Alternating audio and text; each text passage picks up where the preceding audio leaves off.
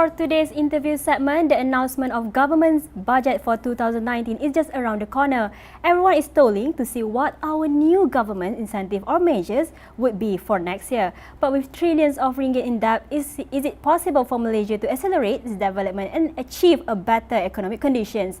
For that reason, the system of innovative public governance is expected to help the country and the people to solve this issue. But what is innovative public governance system all about, and how does it work to help the country and the government in tripling the result?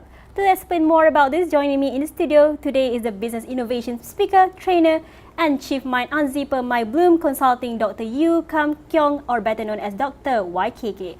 Hello, hi doctor, how are you doing today? Oh great, thank you. Thank you so much for joining me on Talking Point. Yeah, welcome. All right, welcome to our studio as well. Yeah. Because today's topic is so big, right? Because involving our country. So I'm eager to know about this system. Maybe we can continue with our first question for today, doctor. Okay, sure. All right. So first of all, the theme for today's interview is how the Malaysian government can achieve 3 times more with their 2019 development budget. It is indeed timely and relevant. So could you elaborate more on this matter actually? Yes, actually, to achieve 3 times more is a very conservative estimate. Wow. We could probably achieve at least 10 times more. It's about doing more with less. Many years ago, through my research, I have developed this system called innovative public governance. So basically, the concept is about learning from the best in the world, and then modify or adapt them to your needs. Because now with the internet era, why do you need to reinvent the wheel? Yes. See? So the basic philosophy of this system is this, that whatever problems our country has, someone somewhere or some country or organization somewhere in the world has already found a solution. So all that we need to do is to find a solution and bring it to Malaysia. All right? And that is the system I have developed. It's a 5-step system. It's not about simply going to Google and check and all that. It doesn't work, especially for the indirect solution. You have to actually do a lot of thinking so that when the indirect solution hits you, you can recognize it. Because most of the time, we don't recognize solution even though it's right in front of our eyes. So secondly, to make it easier to understand, I came up with this metaphor or analogy. Imagine that you're climbing the stairs step by step. Yes. It's tiring, it's slow, because it's not assisted by technology. It's not leveraged on technology. So if you leverage on technology and use the elevator, what happens? You go floor by floor instead of step by step. Yes. Secondly, you stop where you want. Any floor you want, you can stop. Or you can go right to the top without stopping. So this is the power of technology. And this technology hinges on the internet, because internet has more than 2 billion brains in the world. So why not tap into the best brains in the world to solve our problem? All right? And this, you see, the problem of government is that sometimes they try to be very creative. It's good, creativity is good, but the problem is that to implement a new idea takes a lot of time, a lot of evaluation. You need to monitor, and ultimately may not even work at all. So all our efforts are wasted. I got it. All right. Such a great explanation from you, doctor. Okay, Yeah. now moving on with our about inspirations. Yeah. So, doctor, actually, what gave you the inspirations for this concept of innovative public governance? How did the idea actually come out? I'm a great fan of Steve Jobs.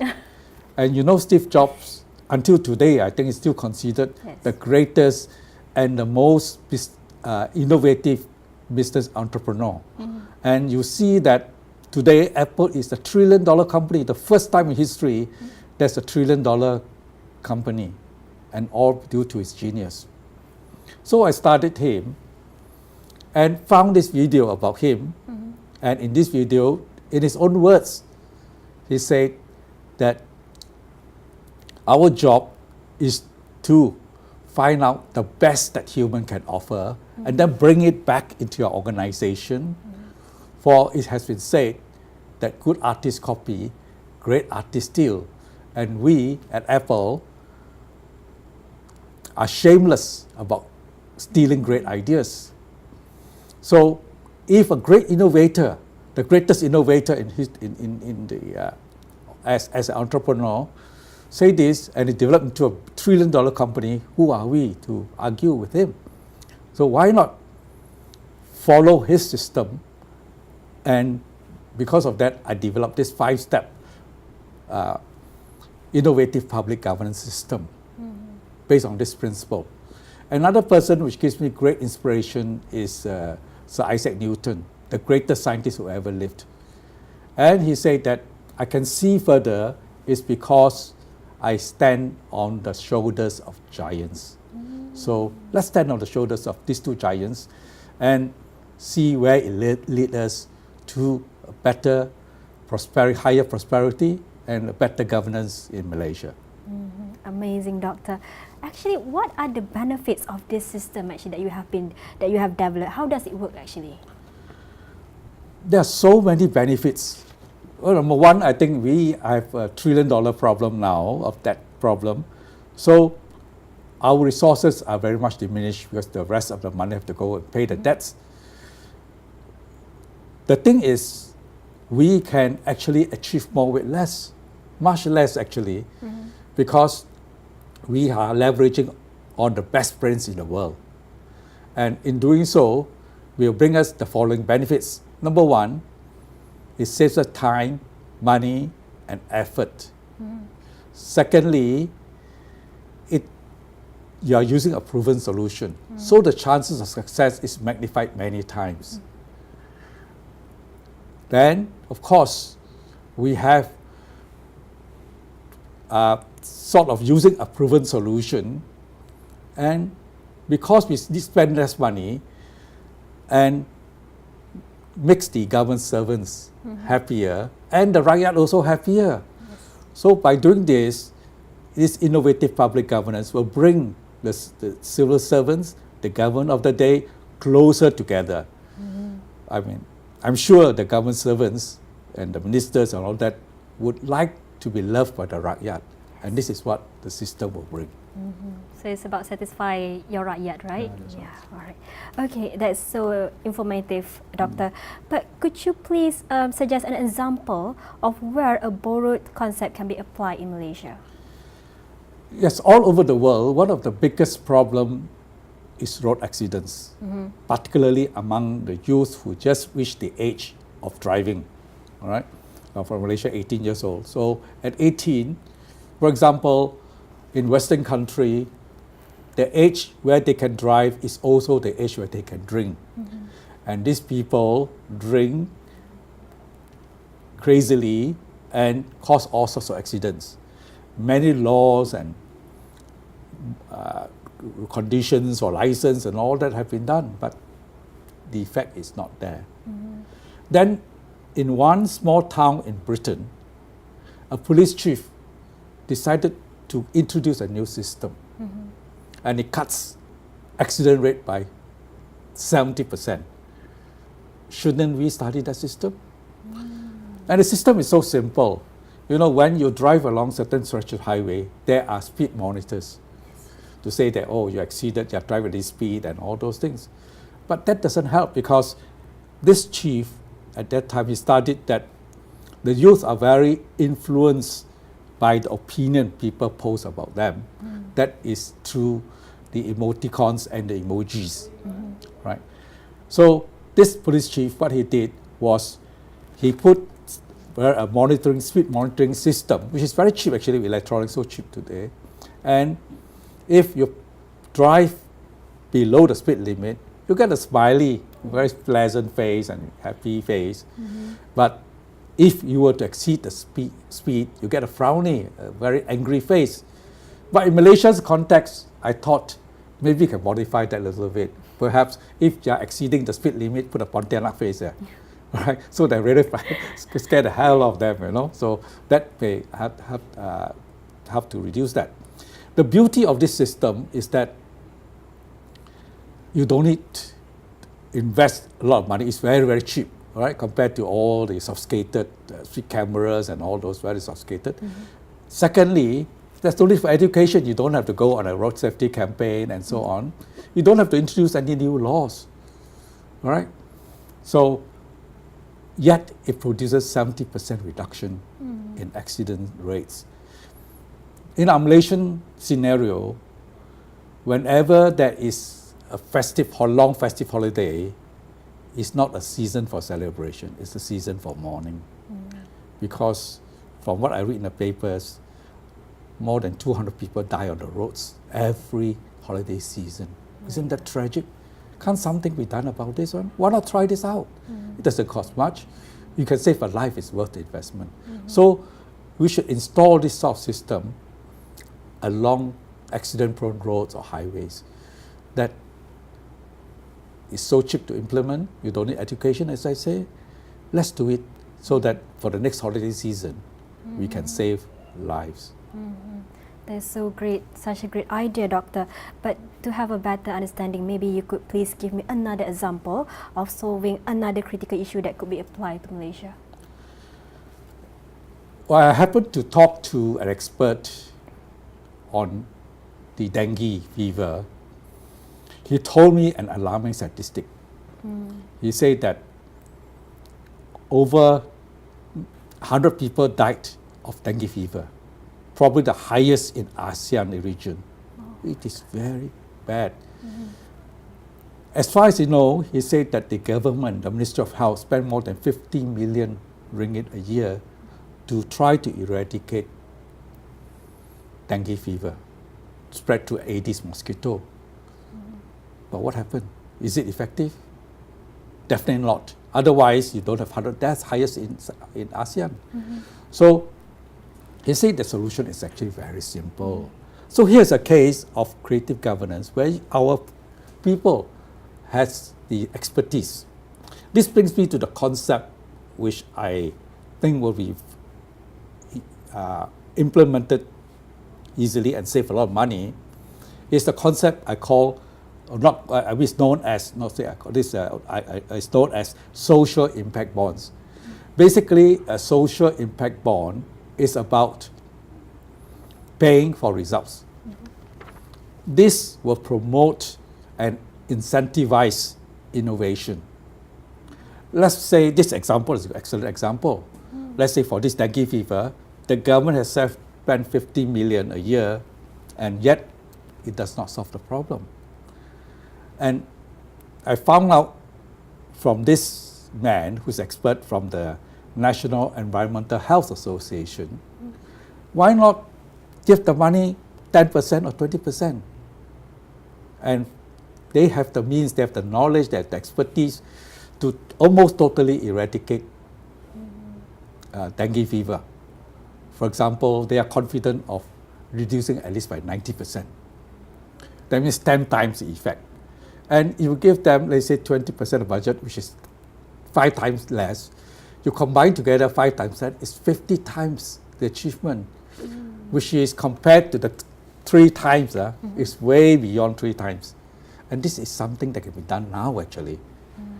You see, by doing that, the Minister of Education split this allocation and maybe give them some starting capital. The rest will only be paid if they achieve the measurable results of 90% reduction.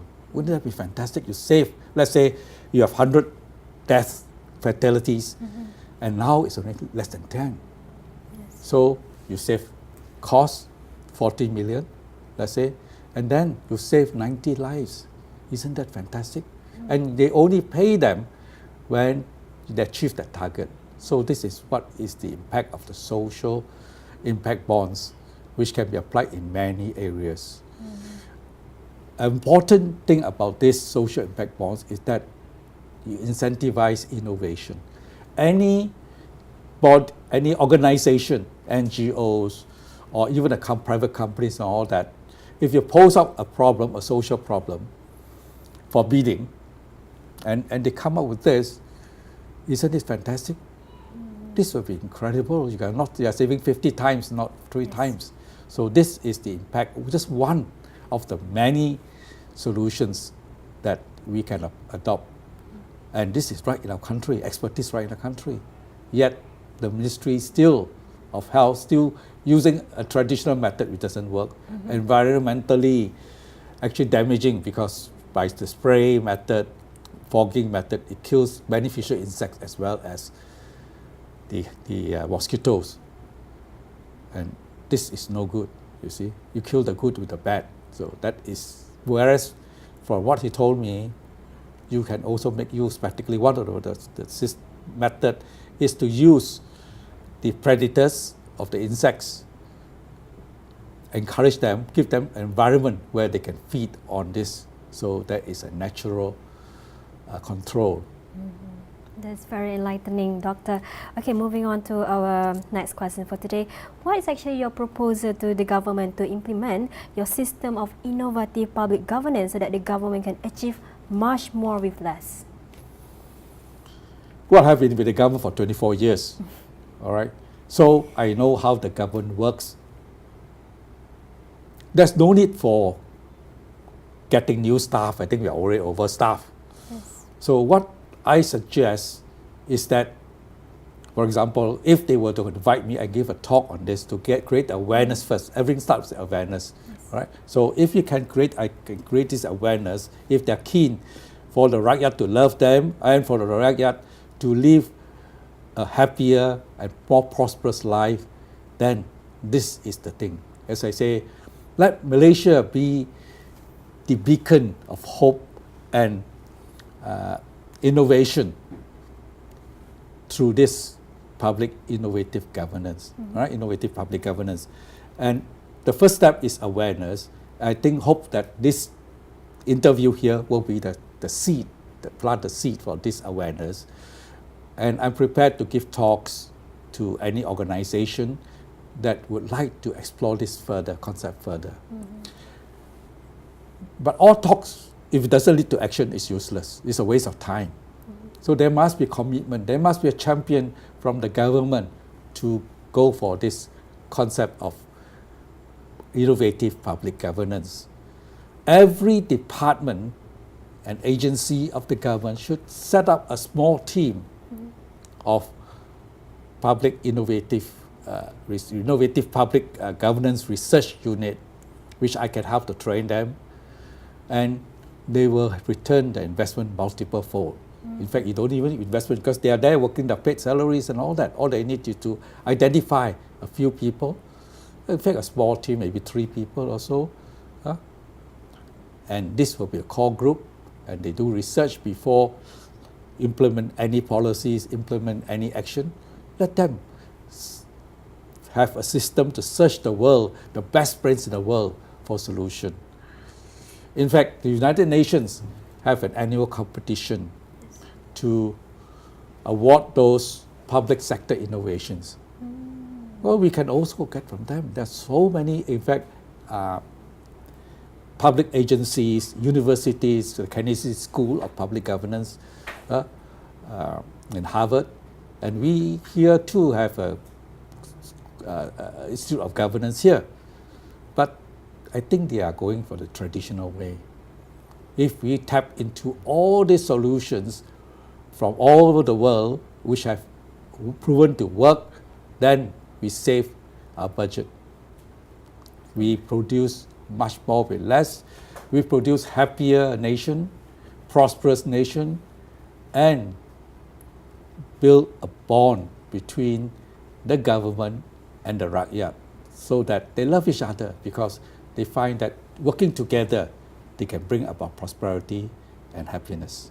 All right, amazing, Doctor. But actually, I wonder, where can members of the public and government officials find out about this? I've recorded a couple of videos on, previously I called Creative Public Governance.